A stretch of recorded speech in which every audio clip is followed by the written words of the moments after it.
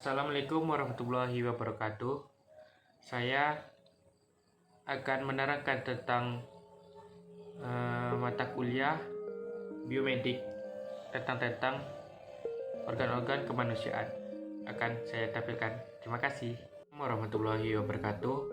Saya akan menjelaskan tentang sistem persarafan dan konsep listrik yang lekung refleks. Sistem saraf adalah sistem organ yang terdiri atas rambut saraf yang tersusun asal sel-sel saraf yang saling terhubung dengan esensial untuk respirasi sensoris intraoptif, aktivitas motorik flunder dan involunter, organ jaringan tubuh, dan hipotes sebagai proses fisiologis tubuh.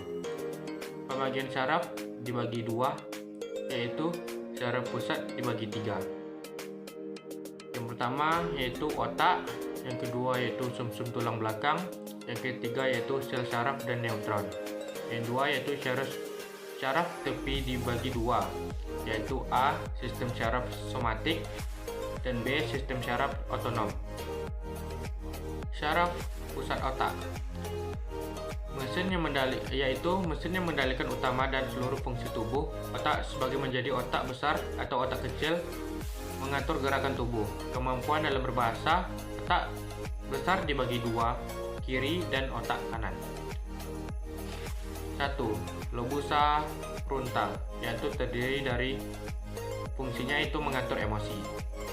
Yang kedua yaitu lobus occipital, terletak di belakang otak, berperan dalam mengendalikan suatu objek dengan indera pemahaman arti kata tertulis, kemampuan dalam mengenal warna. Yang ketiga yaitu lobus inferal, terletak di sisi kepala di belakang telinga, berperan menyimpan memori, mengatur fungsi pendengaran. Yang keempat yaitu lobus vertebral, terletak di belakang lobus parental, fungsinya untuk menafsirkan, mengetahui perbedaan suhu, mengetahui nyeri tubuh. 1. Otak kecil atau cerebellum, fungsinya mengontrol gerakan tubuh, menjaga gerakan tubuh dan mempelajari gerakan baru. 2. Sumsum tulang belakang merupakan bagian sel saraf pusat yang terhubung ke otak melalui batang otak dan mengalir di sepanjang tulang belakang. Itu kita masuk ke fungsinya. Ya, fungsinya 1. Menyalurkan sinyal dari otak ke bagian tubuh lainnya. 2. Memerintah otak untuk bergerak. 3. Menerima sensorik dalam tubuh. 4. Mengirim informasi ke dalam otak. Saraf neutron dibagi 3, yaitu saraf sensorik membawa pesan ke saraf pusat. Sensorik membawa pesan dari saraf pusat integron, fungsinya mengantarkan pesan dari neuron di atas. Rangkas yang ditimbulkan perubahan lingkungan di dalam atau di luar tubuh akan menimbulkan sistem yang terwujud sebagai pengatur tubuh. Yaitu ada 5 komponen dasar lekung refleks. Yang pertama yaitu reseptor sensitif, yang 2 jalur referen, 3 pusat integrasi, 4 jalur efektor, dan 5 jalur efferon. Macam-macam gerakan refleks. Refleks monogenetik yaitu gerakan refleks sederhana yang masuk ke sistem sensorik hanya melewati satu senap. Refleks polisinaptik atau konflik dibagi 2, refleks suspens facial dan refleks dalam fungsi neuron sensorik pada lingkungan. Refleks untuk menerima rangkasan dari reseptor yang akan tersusun ke sumsum tulang belakang. Contohnya, ketika lutut dipukul, maka respon kaki akan bertekuk. Adapun contoh-contoh gerakan refleks yaitu kaki yang terangkat saat terkena benda tajam. 2. Benda otomatis menjauh saat terkena benda panas. 3. Upil otomatis mengecil karena tertekan terik matahari. 4. Batuk dan bersin. Anatomi neuron terbagi 3. Yang pertama yaitu badan sel, atau memiliki inti. 2. Dendrik, menerima infus ke badan sel. Dan 3 yaitu akron, membawa infus keluar badan sel. Saraf tepi merupakan perhubungan saraf pusat ke organ lainnya, dibagi dua, yaitu sistem saraf simatik yang terbagi 12, sistem saraf referensional, dan 31 saraf spinal. Melakukan respon tubuh seperti menggerakkan tangan dan kaki. Sistem saraf otonom. 1. Mengontrol aktivitas yang dilakukan. Yang kedua yaitu mengontrol aktivitas pernapasan. Otonom dibagi dua. Yang satu itu somatik, fungsinya mengatur respon berlawanan. 2. Parasimpatik, yaitu menormalkan fungsi tubuh terhadap ancaman. Saraf tepi berdasarkan arah datangnya infus. 1. Saraf eferen atau sensorik merupakan membawa info saraf menuju ke sistem saraf. Yang kedua yaitu saraf eferen atau motorik, yaitu membawa impuls saraf ke konsep biolistrik. Lekung refleks yaitu jalur yang dilalui gerakan refleks. 12 pasang saraf yaitu 1. Olfaktori, 2. Optik, 3. Oculomotor, 4. Troklear, 5. Trigeminal, 6. Abducens, 7. Facial, 8. Vestibulocochlear, 9. Glossopharyngeal, 10. Vagus, 11. Aksesori, 12. Hipoglossal. Sekian, terima kasih. Yaitu kita masuk ke pembahasan 2, yaitu hormon-hormon yang dihasilkan kelenjar hipofisis. 1. Lobusa anterior. Hormon itu ada 7. 1. Tiroid stimulating hormon, fungsinya merangsang kelenjar tiroid untuk memproduksi tiroksin. 2. Androtropic hormon, fungsinya merangsang kontrak adrenal untuk memproduksi kortikosteroid. Yang 3 yaitu follicle-stimulating hormon, fungsinya mendorong pembentukan dan pematangan gamet. Yang keempat yaitu luteinizing hormon, mendorong sekresi hormon reproduksi di ovarium dan testis. Yang kelima yaitu prolaktin, fungsinya menstimulasi sekresi air susu oleh kelenjar susu. Yang selanjutnya yaitu growth hormone, fungsinya merangsang pertumbuhan tulang. Yang ketujuh yaitu meloxicity hormone, fungsinya mengatur penyuburan pigmen pada sel-sel monofit kulit sehingga mempengaruhi perubahan warna kulit. B. Lobusa pasteroid, yaitu ada 2. Pertama yaitu oxytocin, membantu merangsang kontraksi otot pada uterus.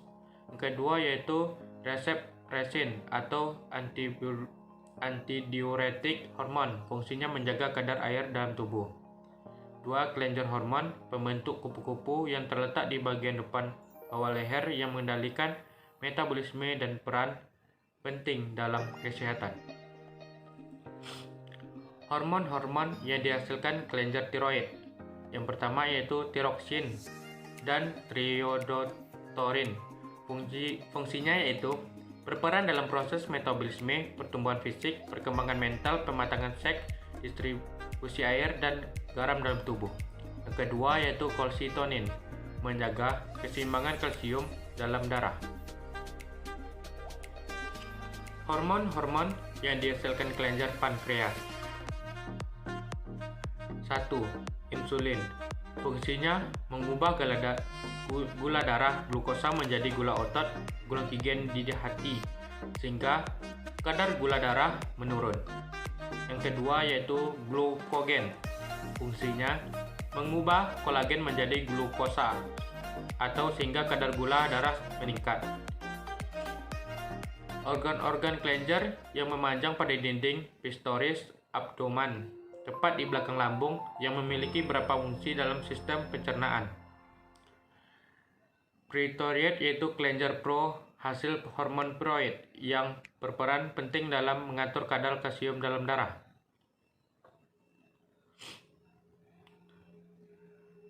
Yaitu gambarnya ada di atas.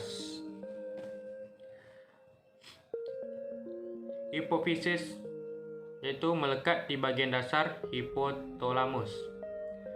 Tiroid di bawah laring, paratiroid di belakang tiroid, adrenal di kutub atas ginjal, pankreas yaitu di bawah lambung. Gonad pada wanita di bawah perut, pada pria di bawah zakar dalam skrotum. Timus di bagian posterior toraks di atas jantung.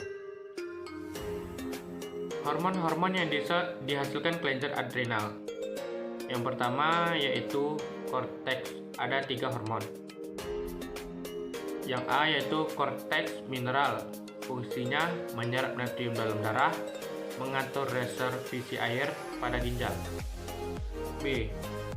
Glukokortikoid, fungsinya mengubah protein menjadi glukogen dalam hati, juga mengubah glikogen menjadi glukosa. Dan C yaitu androgen, fungsinya itu membentuk sifat kelamin sekunder pria. 2. Medula ada 2 hormon yaitu adrenal atau epinefrin, fungsinya mengubah glikogen dalam otot menjadi glukosa dalam darah. Itu fungsi lainnya itu meningkatkan kerja saraf simpatik dalam satu saraf yang mempengaruhi kerja jantung. Yang B yaitu noradrenalin, fungsinya bekerja sama dengan hormon kortisol dan adrenalin mengatur reaksi tubuh terhadap kondisi stres.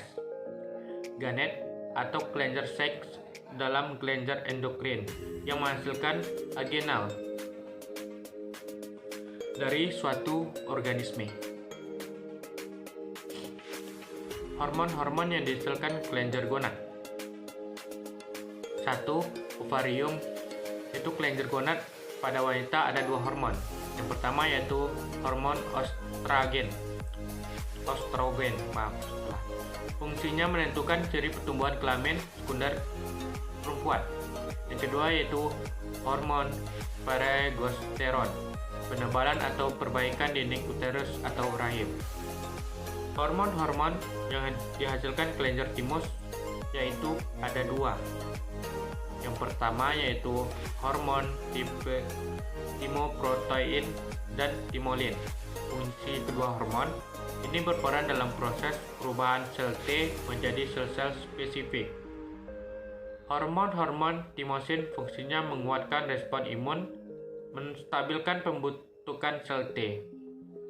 Timos adalah kelenjar yang terletak di tengah rongga dada, dapat di belakang tulang dada dan di antara paru-paru. Saya akan menjelaskan tentang sistem reproduksi wanita dan pria dan genetik. Sistem reproduksi genetik wanita atau pari. Organ reproduksi yang di bagian dalam satu uterus, yaitu organ yang paling penting terhubung disambungkan ke MSF rahim, terbagi 2 yaitu serviks dan korpus. 2. Vagina merupakan saluran yang berhubungan dengan spesifik pada luar tubuh. Fungsinya itu sebagai alat kelamin wanita untuk jalan keluarnya darah sperma menuju ke rahim. Yang ketiga yaitu ovarium atau indung telur, berada di sisi kanan rongga punggung yang bersebelahan dengan bagian rahim. Atas fungsi untuk memproduksi hormon seperti oktagen, progesteron. Pelepasan ovum dari ovarium disebut juga ovulasi. 4. Tuba Fallopi atau ovidum memiliki bentuk seperti saluran bersorong yang masing-masing membentang dari ujung kanan dan kiri. Manfaat mengangkut ovum membawa ke dalam individu menuju rahim. Yang kelima, leher rahim atau serviks, organ yang membentuk silinder yang menghubungkan ke vagina dan rahim. Ada 2 yaitu pertama yaitu ektektotik atau dinding rahim.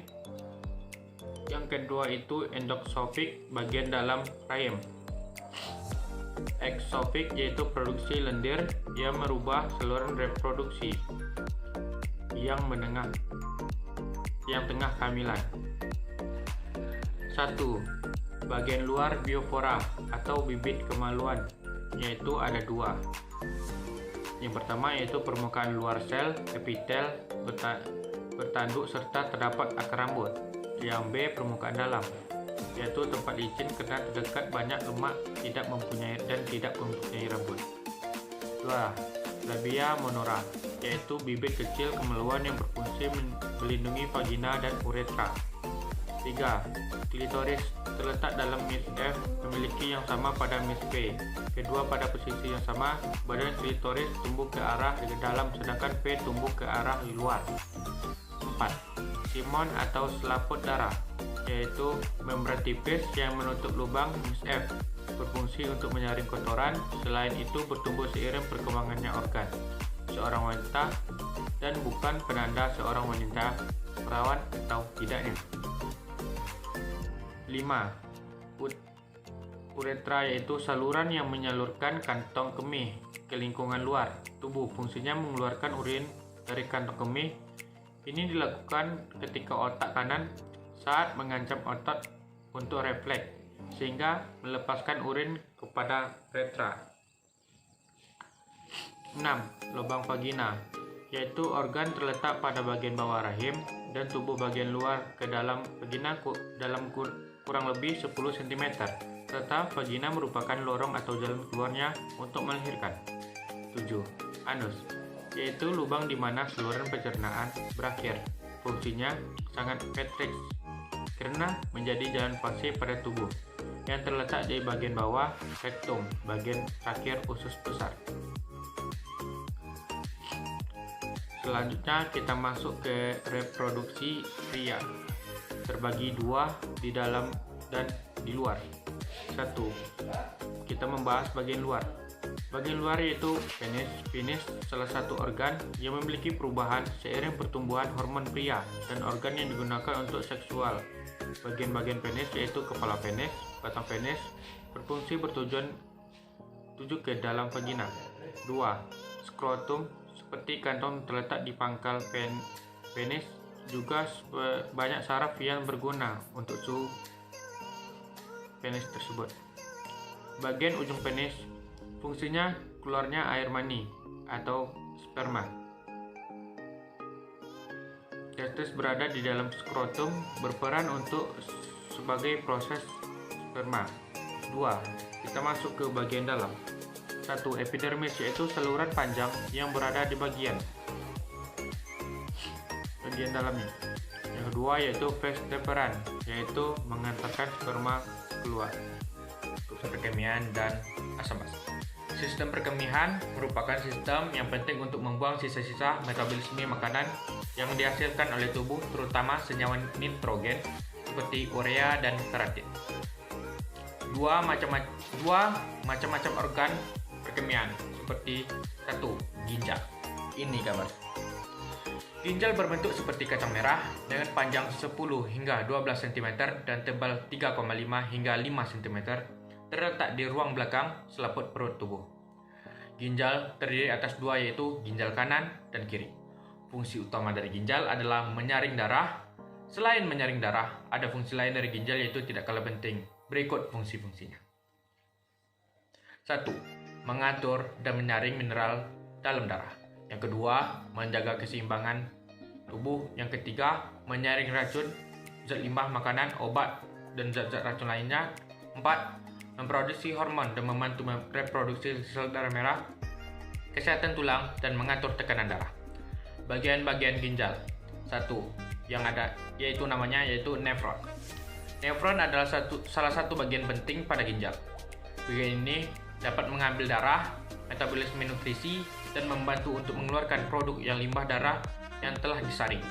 Pada setiap ginjal memiliki sekitar 1 juta nefron dengan berbagai kumpulan struktur internalnya, seperti renal, yaitu sel darah merah masuk ke sel ginjal melalui nefron, yang disebut dengan badan nol piget. Sel ginjal ini merupakan 2 struktur tambahan seperti glomerulus, sekelompok kliper yang menyerap protein dengan arah yang berjalan melalui sel darah ginjal. Yang kedua yaitu kapsul Bowman, yaitu tersisa disebut dengan uren kapsuler yang dihasilkan dengan ginjal. Yang ketiga yaitu renal tubulus, yaitu serangkaian tubuh yang dimulai setelah kapsul Bowman yang berakhir di saluran pengumpulan.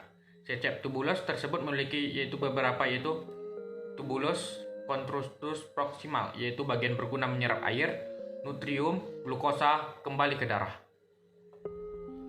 Sistem convolute tube, bagian ginjal ini mampu menyerap lebih banyak nutrium ke dalam darah dan menyerap kalium serta asam.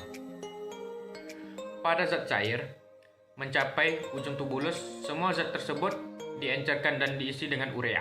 Nah, urea sendiri adalah produksi samping dari metabolisme protein yang dilepaskan di dalam urin. Yang kedua, renal cortex, yaitu adalah bagian keluaran dari ginjal yang berisi glomerulus atau convolute tubulus. Bagian ini keliling di tepi luaran kapsul ginjal, merupakan lapisan jaringan lemak. Bagian tersebut dilindungi dengan korteks ginjal, kapsul rumah yang mampu melindungi struktur bagian dalam ginjal. Yang keempat yaitu piramida ginjal, yaitu struktur kecil yang berisi dengan rangkaian nefron dan tubulus. Tubulus ini berguna untuk mengangkut cairan ke ginjal. Setelah itu, cairan tersebut dapat bergerak jauh dari nefron menuju struktur dalam yang berguna dengan mengumpulkan dan mengangkut urin keluar dari ginjal. Yang kelima yaitu pelvis ginjal, yaitu salah satu bagian struktur ginjal, merupakan ruang berbentuk corong bagian dalam ginjal. Itu berfungsi sebagai jalur untuk cairnya dalam perjalanan ke kantong kemih. Yaitu yang keenam yaitu Keyes, yaitu ginjal kaya adalah satu bagian ginjal ini adalah ruang kecil berbentuk cangkir kecil yang mengumpulkan cairan sebelum pindah ke kantong kemih. Selain itu, bagian ini juga tempat cairnya atau limbah ekstra menjadi urin. Yang ketujuh yaitu hilum. Hilum adalah lubang kecil yang terletak di tepi bagian dalam ginjal dan membentuk melengkung ke dalam menyerupai kacang. Beberapa bagian hilum antara lain yaitu arteri ginjal. Bagian ini merupakan berguna untuk membawa darah beroksigen dan jatuh ke ginjal untuk disaring. Yang kedua yaitu vena ginjal. Ini berguna untuk membantu darah yang disaring dari ginjal kembali ke jantung. Yang kedua dengan nama ureter. Ureter adalah suatu saluran muskuler berbentuk silinder yang pipa menghubungkan ginjal dengan kantung kemih. Fungsi ureter adalah meneruskan urin diproduksi oleh ginjal dalam kantung kemih bila ada saluran atau mukosa atau merangsang responsif, sehingga akan timbul rasa nyeri yang amat sangat menyebabkan penderita batu ureter dan akan berguling-gulung. Keadaan dikenal dengan poliureter. Yang ini ini gambar dari ureter. 3. Kantung kemih. Kantung kemih adalah berbentuk seperti kantung yang terletak di panggul. Fungsi utamanya adalah menyimpan urin dari ginjal hingga siap untuk dikeluarkan. Organ ini terdiri dari beberapa lapisan jaringan otot yang dapat menumpuk urin sebanyak 600 ml. Fungsi kantung kemih yaitu sehat adalah menyimpan urin hingga waktunya dikeluarkan oleh tubuh. Namun fungsi ini terganggu jika terdapat infeksi atau masalah kesehatan lainnya pada kantung kemih. Kita akan tentang sistem respirasi. Adalah sistem biologis yang terdiri dari organ dan struktur tubuh lainnya yang digunakan untuk pertukaran gas pada hewan dan tumbuhan. Alur respirasi adalah rongga hidung, merupakan tempat atau pintu utama dari yang dihirupnya, fungsi sebagai tempat untuk memasukkan udara menuju tenggorokan. Rongga hidung juga menjaga kelembapan suhu tekanan udara. Yang kedua itu faring, merupakan nama lain dari tenggorokan bagian atas, merupakan tabung yang terletak di bagian mulut dan rongga hidung. Fungsi faring yaitu menyalurkan aliran udara dari hidung ke mulut menuju trankea. Yang ketiga yaitu epiglotis, adalah ketup yang berfungsi untuk mencegah makanan dan minuman masuk ke saluran udara pada tenggorokan. Yang keempat yaitu laring, adalah saluran pernapasan yang membawa udara menuju ke trankea, berfungsi untuk melindungi saluran pernapasan dan mencegah masuknya benda asing ke dalam saluran nafas. Yang selanjutnya itu trakea atau batang tenggorok, adalah sebuah tabungan udara yang memiliki ukuran yang besar dan berfungsi untuk menyalurkan udara menuju paru. Yang selanjutnya yaitu bronkus. Adalah saluran yang menghubungkan antara trachea dan paru-paru. Fungsinya untuk mengantarkan udara dari saluran napas atas dalam paru-paru sekaligus menyalurkan dari paru-paru. Yang selanjutnya yaitu bronchiolus atau cabang bronkus yang bertugas untuk mengalirkan udara ke alveoli. Fungsinya untuk mengendalikan jumlah udara ke paru-paru. Alveolus berada di dalam paru-paru, berupa kantong kecil yang berkerumun seperti buah anggur, berfungsi untuk tempat pertukarannya oksigen dengan CO2 di paru-paru. Yang selanjutnya itu respirasi eksternal dan internal. Respirasi eksternal adalah proses pengambilan atau pengeluaran gas atau lingkungan dan paru. Kalau selanjutnya respirasi internal adalah proses pertukaran O2 ke CO2 dari paru yang dilahirkan oleh darah menuju saluran sel yang ada di dalam tubuh. Baiklah, keseimbangan asam basa. Keseimbangan asam basa dalam tubuh dipengaruhi oleh 3 hal, yaitu buffer, paru, dan ginjal.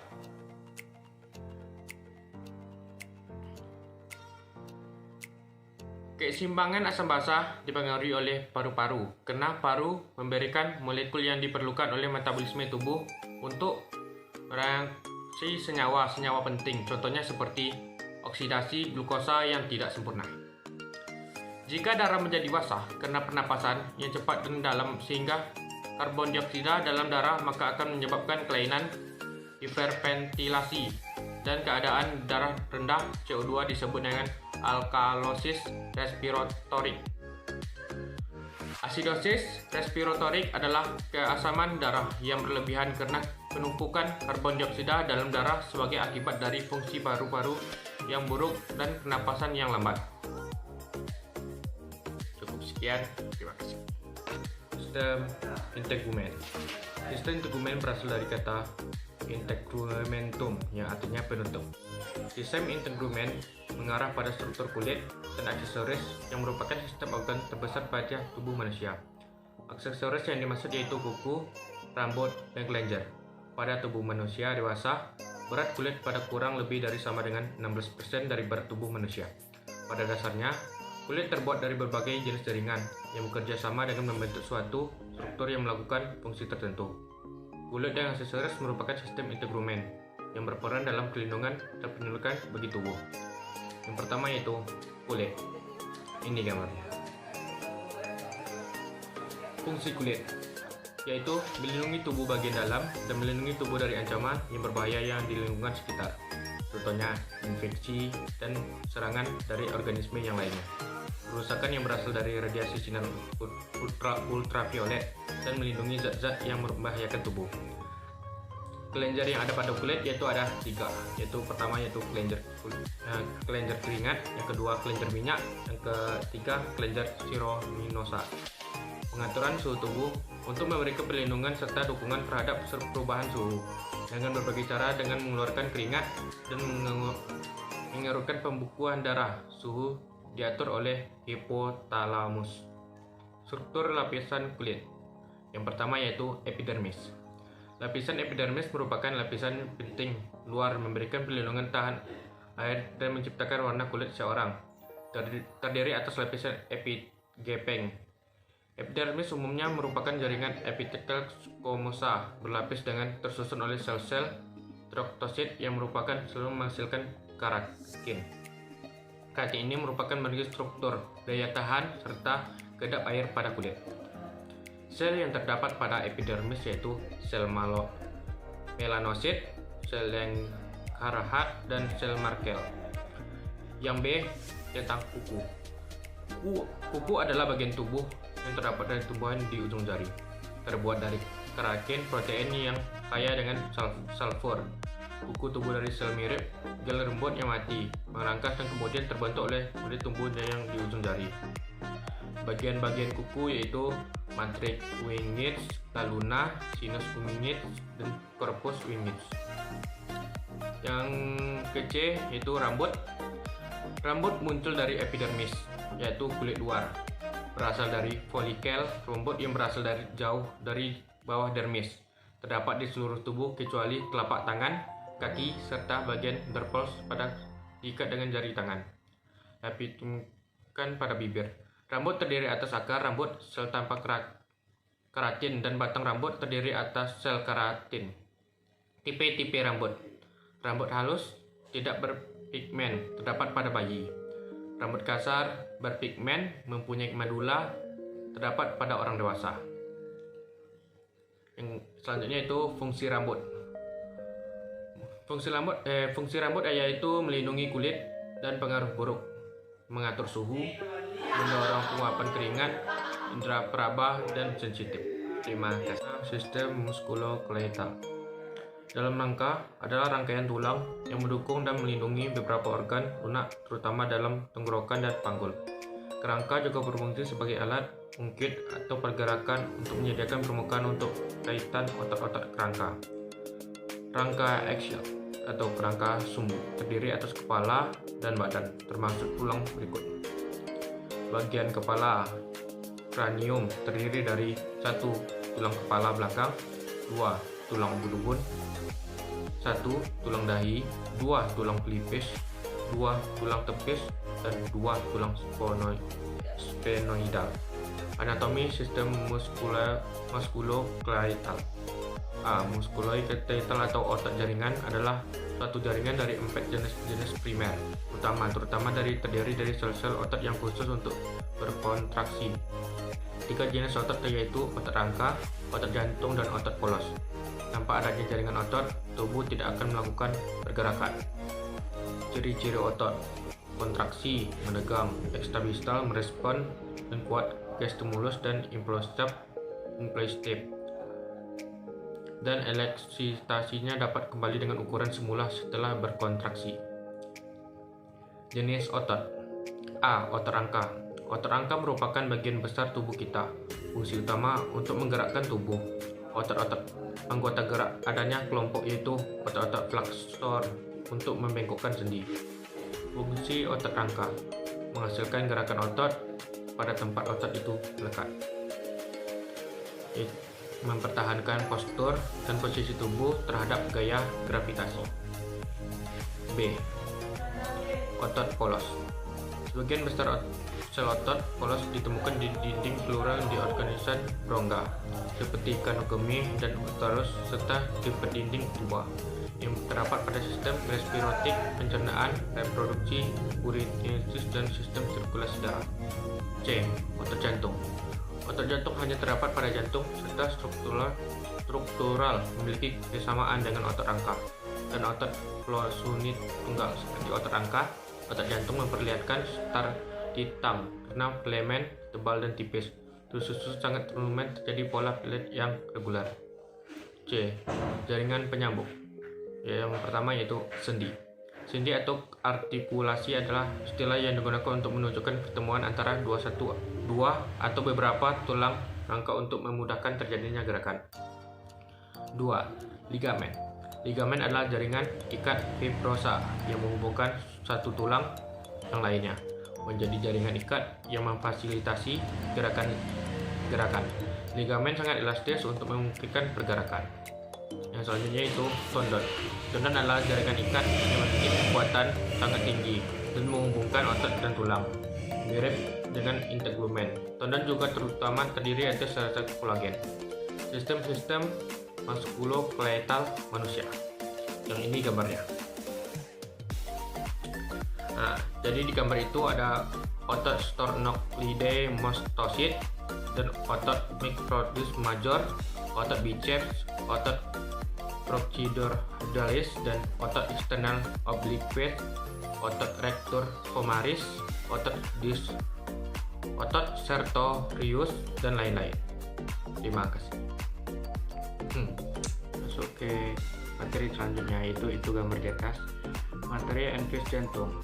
Sistem kardiovaskuler merupakan organ sirkulasi darah yang terdiri dari jantung, komponen darah yang membuluh darah yang berfungsi memberikan dan mengalirkan suplai oksigen dan nutrisi keseluruhan jaringan tubuh yang diperlakukan dalam proses metabolisme tubuh. Sistem kardiovaskuler memerlukan banyak mekanisme yang bervariasi agar fungsi regulasinya dapat merespon aktivitas tubuh.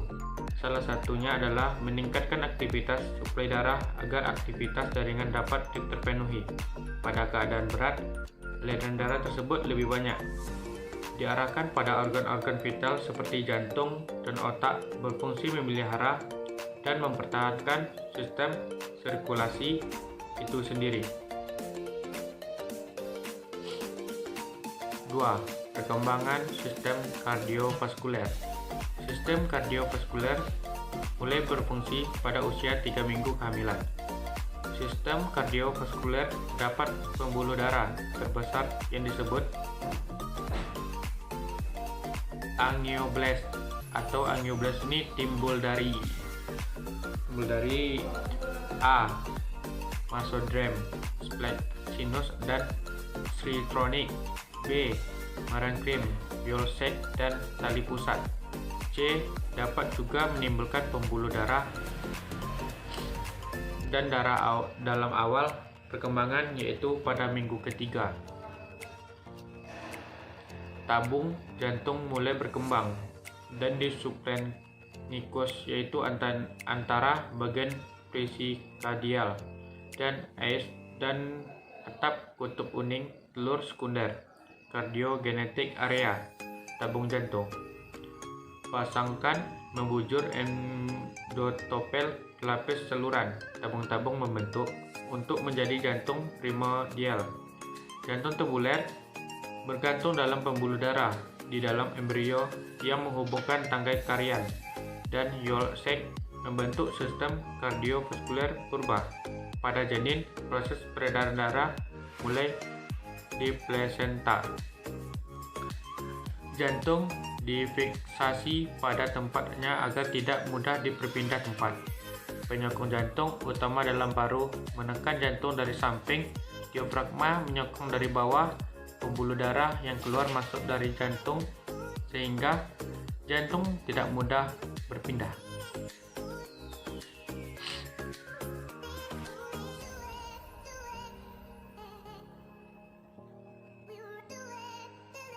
A. Luar atau presidium berfungsi sebagai pelindung jantung atau merupakan kantong pembungkus yang terletak di mediastum minus dan di belakang korpus sterni dan rawan IG 2 sampai 4 yang terdiri dari dua lapisan fibrosa dan serosa, yaitu lapisan parenkal atau facial. Di antara dua lapisan jantung ini terdapat lendir sebagai pelicin untuk menjaga agar gesekan presertium tidak mengganggu jantung.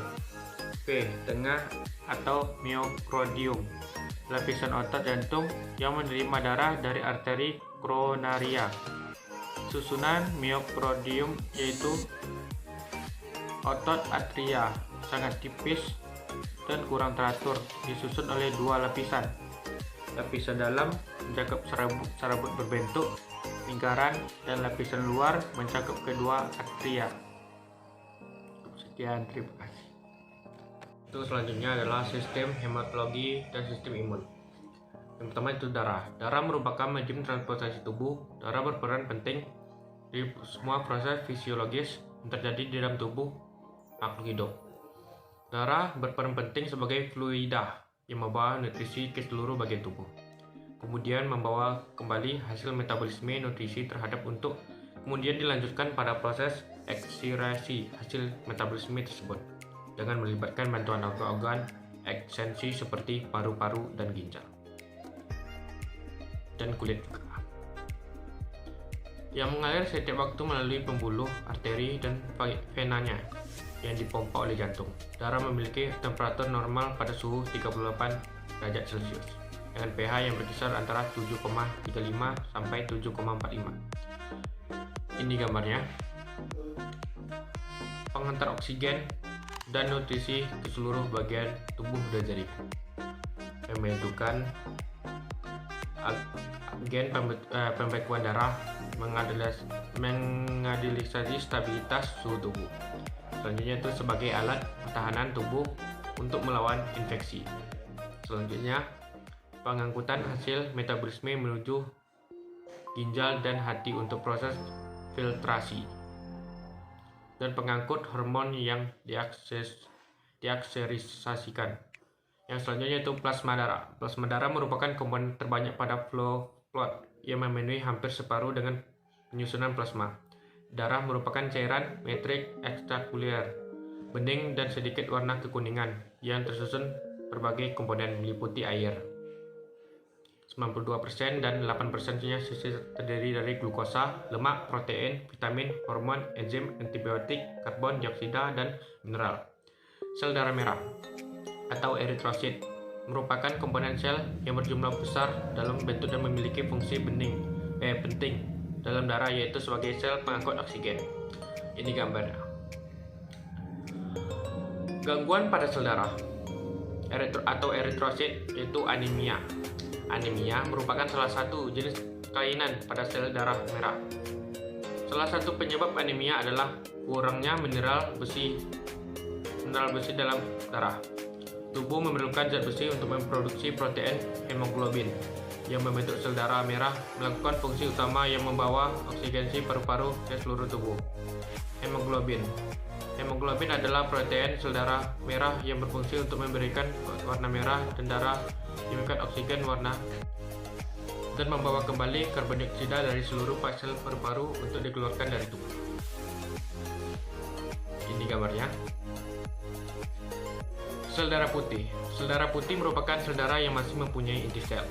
Berbeda dengan eritrosit, leukosit juga mempunyai hemoglobin maupun kemampuan untuk membawa oksigen. Selanjutnya kita masuk ke trombosit.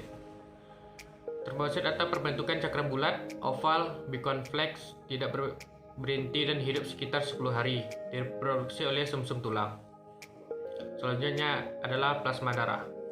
Plasma darah adalah bagian darah yang encer tanpa sel-sel darah, warna bening, kekuningan. Hampir 90% dari plasma terdiri atas air. Plasma diperoleh dengan memutar sel darah, diberikan secara intravena dan mengambilkan volume darah dan menyediakan substansi yang hilang dari darah. Baiklah, kita masuk ke pencernaan dan metabolisme tubuh. Metabolisme adalah proses pengolahan zat gizi dari makanan yang telah diserap oleh tubuh untuk diubah menjadi energi. Energi selanjutnya digunakan dalam segala fungsi tubuh dan bernafas, berpikir, bertumbuh, hingga tiap gerakan ada saat melakukan aktivitas sehari-hari. Proses ini terdiri dari serangkaian reaksi kimia yang rumit terjadi pada sel-sel tubuh. Setiap reaksi kimia bekerja secara serentak untuk menjaga sel-sel tetap sehat dan berfungsi. Reaksi kimia yang terjadi disesuaikan dengan masing-masing organ tubuh. Pencernaan lebih diartikan sebagai proses yang dilakukan untuk mengolah dan memecah makanan menjadi zat gizi. Proses tersebut langsung dalam organ pencernaan. Sementara metabolisme bisa terjadi dari berbagai sel tubuh yang dikendalikan oleh protein khusus. Proses pembentukan ini bahkan sudah dimulai sejak pertama kali Anda terbentuk dalam kandungan dan akan berhenti saat Anda mati. Jika diurutkan, makanan yang Anda konsumsi akan dicerna menjadi zat gizi di dalam mulut, organ lambung, dan usus. Setelah itu, zat-zat gizi seperti karbohidrat akan diserap ke dalam sel. Zat-zat gizi lalu metabolisme di dalam sel untuk diubah menjadi energi.